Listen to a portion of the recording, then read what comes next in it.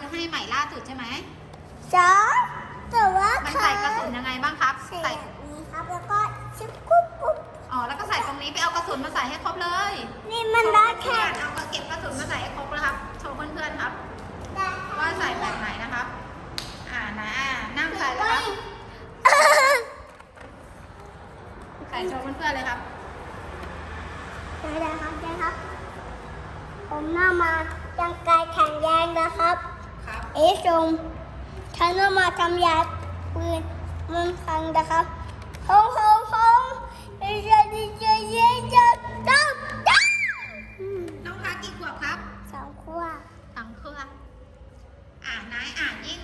ยิงฝั่งไหนยิงฝั่งนู้นให้เพื่อนๆดูว่ามันแรงไหม1 2 3ยิงเลยไม่ได้ชักครับยังไม่ได้ชักเหรอครับใช่ครับพี่ชมวิธีชักนะครับชักนี้นะครับ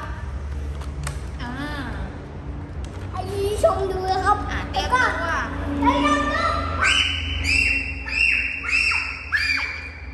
ไม่ต้องกรี๊ดลูกเสียงดังยิงฝั่งนี้ให้เข้ากระจกให้มันกระเด็นออกมา1 2 3เพื่อนๆจะได้เห็นนะครับ ยิงฝั่งนู้นครับเก่งมากยิงอีกฝั่งนึงไปสุดยอดใส่กระสุนไหนครับนะครับมันสุดยอดมากเลยใช่ไหมครับ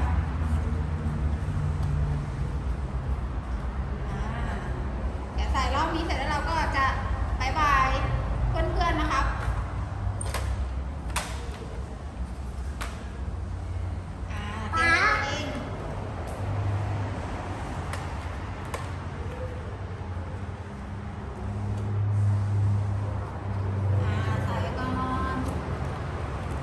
ยิงให้เพื่อนๆดูอีกทีนึงครับ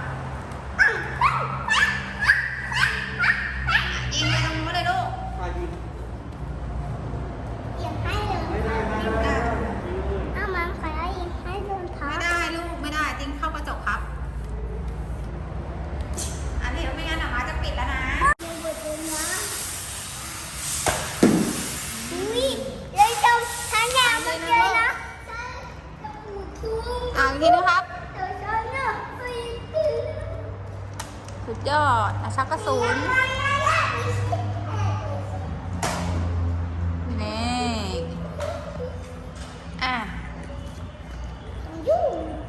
บายบายเพื่อนๆก่อนไม่ใช่มีอีกเหรอใช่มีโอเคยิงให้หมดเลยอีกลูกหนึ่งแล้วก็บายบายเพื่อนๆแล้วโอ้โหยิงใกล้มากบายบายเพื่อนๆกันค่ะบายฝากอะไรครับฝากกดแชร์กดตะไคร้ที่ช่องกดไลค์แล้วก็กดแชร์แล้วก็กดตะไคร้แล้วก็กดติดตามที่ช่องน้องพัดด้วยครับบายบายเป็นคนก่อนมีอีกบายบาย see you บายบาย see you แล้วก็ต่อสู้อาหารมาบายบายด้วยแล้วบาย